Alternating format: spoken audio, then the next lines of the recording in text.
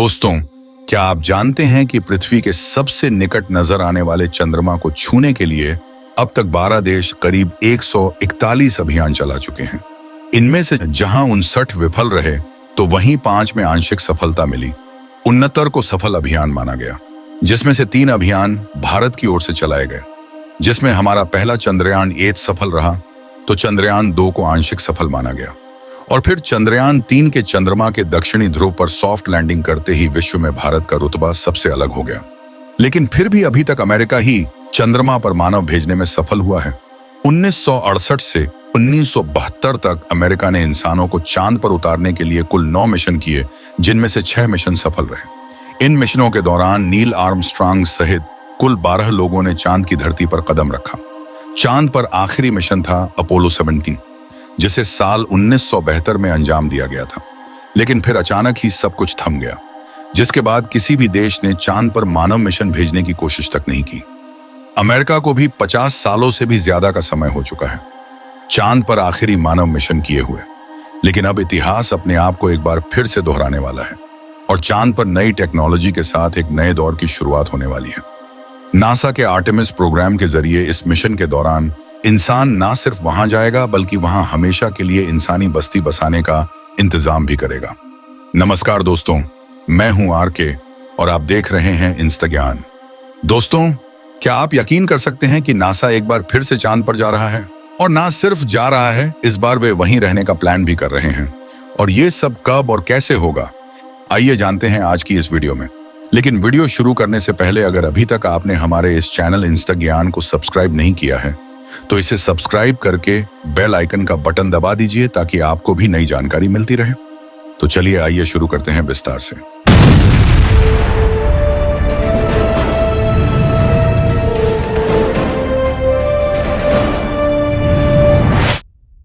दोस्तों, आपने भी कभी ना कभी कोई ना कोई ऐसी साइंस फिक्शन मूवी जरूर देखी होगी जिसमें पृथ्वीवासी पृथ्वी से बाहर किसी दूसरे ग्रहों पर जाकर बसते हैं। और हमारा भी यही सपना है कि हम अपने चंद्रमा और मंगल ग्रह पर बस्तियां बसा लें और एक इंटरप्लेनेटरी सिविलाइजेशन बन जाएं। दोस्तों, आज इस बदलती टेक्नोलॉजी के साथ दूसरे ग्रहों या चंद्रमाओं पर बस्तियां बसाना अब यह सिर्फ सपना या साइंस फिक्शन नहीं रह गया है, बल्कि अब यह हकीकत होने वाला है, जिसके अंतर्गत नासा के आर्टेमिस प्रोग्राम से इस नए दौर की शुरुआत होगी। और जब इस नए युग की नींव रखी जाएगी, हम सब इसके साक्षी होंगे। नासा के आर्टेमिस प्रोग्राम का मकसद है साल 2024 के अंत तक पहली महिला और अगले पुरुष को चांद की धरती पर उतारना और चांद पर रिसर्च करने के लिए वहां पर साल 2028 तक आर्टेमिस बेस बनाना।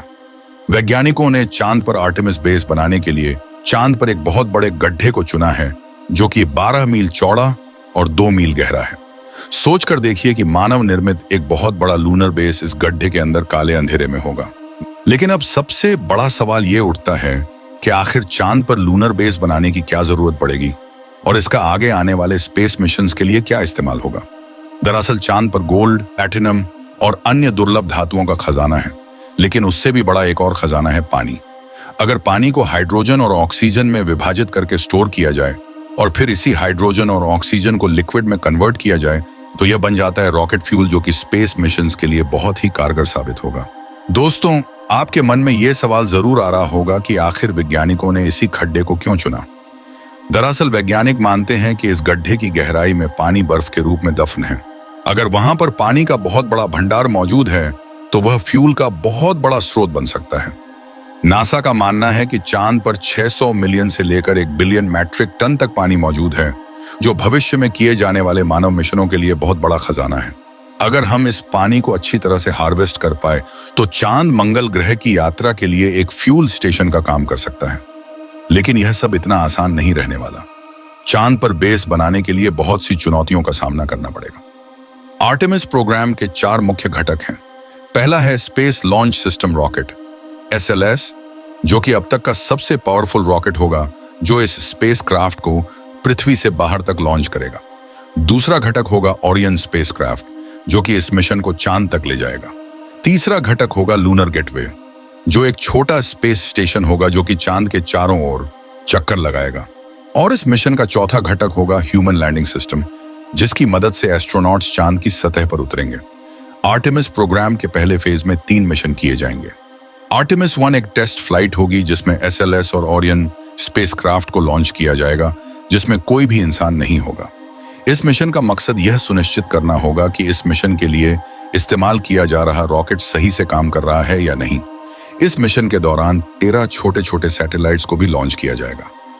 इसके बाद आर्टेमिस 2 को लॉन्च किया जाएगा, जिसमें एस्ट्रोनॉट्स को भेजा जाएगा। इस मिशन का मकसद होगा कि ओरियन स्पेसक्राफ्ट का लाइफ सपोर्ट सिस्टम भविष्य के मानव मिशनों के लिए लंबे समय तक काम करेगा या नहीं। इस मिशन में 4 एस्ट्रोनॉट्स चांद के ऑर्बिट में 4 दिन बिताएंगे और फिर वापस लौट आएंगे। इसके बाद आर्टेमिस 3 को लॉन्च किया जाएगा, जिसमें पहली बार एक महिला चांद की धरती को छुएगी और 50 साल के लंबे इंतजार के बाद फिर से इंसान चांद पर पहुंचेंगे। आर्टेमिस 3 को 2024 के अंत तक लॉन्च किया जाना है। स्पेस लॉन्च सिस्टम SLS 2011 से डेवलप किया जा रहा है, जब नासा ने पहली बार आर्टेमिस प्रोग्राम को अनाउंस किया था। यह अब तक का सबसे पावरफुल रॉकेट है और यह दुनिया का सबसे सुपर हैवी लिफ्ट व्हीकल है। यह इतना पावरफुल है कि 132 मंजिला इमारत को भी उछाल कर फेंक सकता है। SLS का काम होगा ओरियन स्पेसक्राफ्ट को पृथ्वी के ऑर्बिट में ले जाना। पृथ्वी के ऑर्बिट में पहुंचने के बाद काम शुरू होगा ओरियन स्पेसक्राफ्ट का। ओरियन स्पेसक्राफ्ट को 3 मुख्य भागों में बांटा गया है। पहला है क्रू मॉड्यूल, जिसमें 6 एस्ट्रोनॉट्स रहकर काम कर सकते हैं और डीप स्पेस ट्रैवल कर सकते हैं, लेकिन आर्टेमिस मिशन में केवल 4 एस्ट्रोनॉट्स ही चांद पर जाएंगे। इसका दूसरा भाग है सर्विस मॉड्यूल, जिसमें एस्ट्रोनॉट्स का लाइफ सपोर्ट सिस्टम मौजूद है। सर्विस मॉड्यूल का काम होगा क्रू मॉड्यूल में पर्याप्त प्रेशर और ऑक्सीजन बनाए रखना। साथ ही सर्विस मॉड्यूल में एक इंजन भी है, जिसका उपयोग डीप स्पेस में किया जाएगा। और ओरियन का तीसरा भाग है एबॉर्ट सिस्टम, जिसका उपयोग केवल इमरजेंसी में किया जाएगा। यदि लॉन्च के दौरान या पृथ्वी के ऑर्बिट में प्रवेश करने तक मिशन में कोई गड़बड़ी होती है, तो एस्ट्रोनॉट्स इस एबॉर्ट सिस्टम की मदद से अपनी जान बचा पाएंगे। पृथ्वी के ऑर्बिट में एक बार ओरियन के पहुंचने के बाद लोड कम करने के लिए एबॉर्ट सिस्टम को हटा दिया जाएगा, क्योंकि अब एबॉर्ट की जरूरत नहीं रहेगी। ओरियन स्पेसक्राफ्ट चांद की ओर गोली की रफ्तार से भी तेज गति से बढ़ेगा। आर्टेमिस प्रोग्राम को नासा अकेले अंजाम नहीं देगा, बल्कि इस मिशन में कुछ अंतर्राष्ट्रीय और प्राइवेट कंपनियां भी सहयोग करेंगी। ओरियन स्पेसक्राफ्ट चांद तक तो पहुंच जाएगा, लेकिन अपने साथ चांद पर उतरने के लिए लैंडर को नहीं ले जाएगा।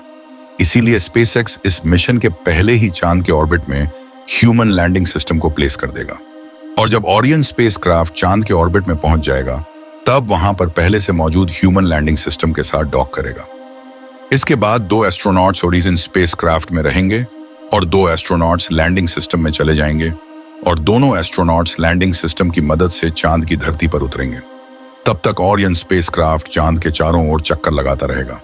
एस्ट्रोनॉट्स 1 हफ्ते तक चांद की सतह पर रहकर रिसर्च करेंगे और फिर वापस लैंडिंग सिस्टम में पहुंच जाएंगे। ओरियन का उपयोग करके वे वापस पृथ्वी पर लौट आएंगे। आर्टेमिस प्रोग्राम यहीं खत्म नहीं होगा, बल्कि यह तो एक नए युग की शुरुआत होगी। भविष्य में चांद पर मानव बेस बनाने के लिए सबसे पहले चांद के ऑर्बिट में एक छोटा सा स्पेस स्टेशन बनाया जाएगा, जो चांद के ऑर्बिट में घूमता रहेगा। यह बिल्कुल वैसे ही होगा जैसे पृथ्वी के ऑर्बिट में इंटरनेशनल स्पेस स्टेशन घूम रहा है, लेकिन चांद के ऑर्बिट में बनाया गया स्पेस स्टेशन ISS की तुलना में बहुत छोटा होगा।